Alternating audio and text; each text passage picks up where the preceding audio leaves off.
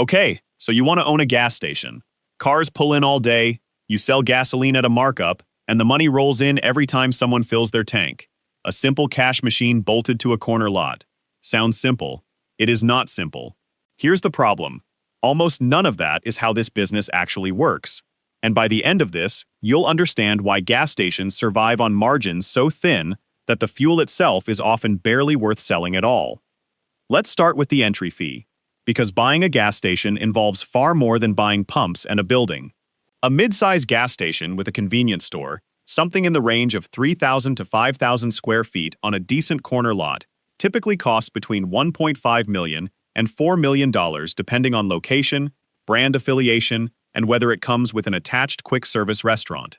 And that number often doesn't include the underground storage tanks, which if they need replacement due to age or environmental compliance, can cost $200,000 to $500,000 per tank, and most stations need at least 3. Add environmental site assessments, required by law, before almost any fuel property changes hands, and you're looking at another $15,000 to $50,000 just to find out whether decades of previous leaks have contaminated the soil beneath your new investment. If contamination is found, remediation costs can run anywhere from $100,000 to over $1 million. And in some states, you're legally responsible for cleanup, even if the contamination happened before you owned the property. Most buyers finance 70 to 80% of the purchase through SBA loans or specialized fuel industry lenders, which still leaves an equity check of $300,000 to $800,000 in cash before you've sold a single gallon.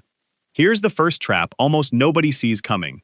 Most gas stations aren't actually independent businesses. They're operated under a fuel supply agreement with a major brand like Shell, Exxon, or BP, and these contracts typically lock you into purchasing fuel exclusively from that supplier for 10 to 15 years.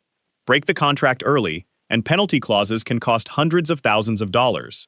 Worse, the wholesale price you pay for fuel is set by the supplier, not negotiated by you, and it can change daily based on regional pricing algorithms you have no visibility into. New owners often discover they're locked into a fuel contract that leaves them barely able to compete with the independent station across the street. Now let's talk about what happens after you actually start operating, because the operating bleed at a gas station never stops moving regardless of how many cars pull in. Underground storage tank monitoring and compliance, mandated by federal and state environmental regulations, costs $15,000 to $30,000 a year in testing, insurance, and reporting. Credit card processing fees are brutal in this business, specifically because fuel transactions involve large dollar amounts with thin margins, and card networks typically take 2 to 3% of every transaction, which on a station selling $3 million of fuel annually means $60,000 to $90,000 a year just in swipe fees. Labor for a station running a convenience store and pumps around the clock typically costs $150,000 to $300,000 a year for a small staff. Insurance, covering environmental liability specifically related to fuel storage, runs $20,000 to $45,000 annually, dramatically higher than standard commercial property insurance because of contamination risk. Then there's debt service. On a $2.5 million acquisition loan, annual payments can reach $180,000 to $250,000. Here's the economic reality that will define your entire career in this business. Fuel margins are razor thin and often negative after credit card fees, meaning the gas pumps exist primarily to get people through the door.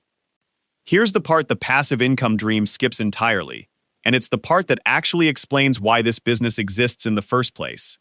A gas station does not make money selling gasoline. It sells convenience and impulse purchases.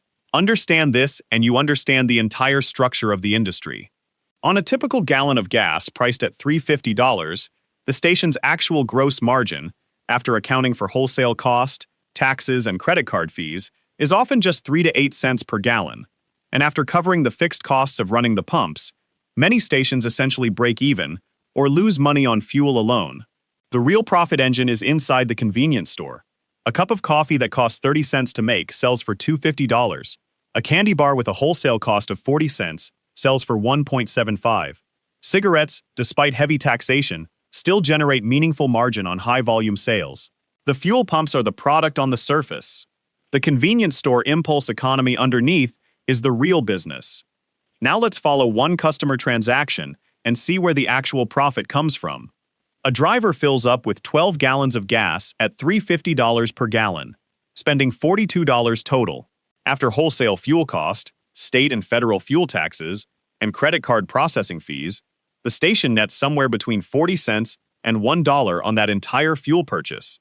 But that same driver, while paying, grabs a fountain drink, a bag of chips, and a lottery ticket, spending another $12 inside the store. On those convenience items, the station's gross margin runs 30 to 45%, meaning that single impulse purchase generates $4 to $5 in profit, 5 to 10 times more profitable than the entire fuel transaction that brought the customer through the door in the first place.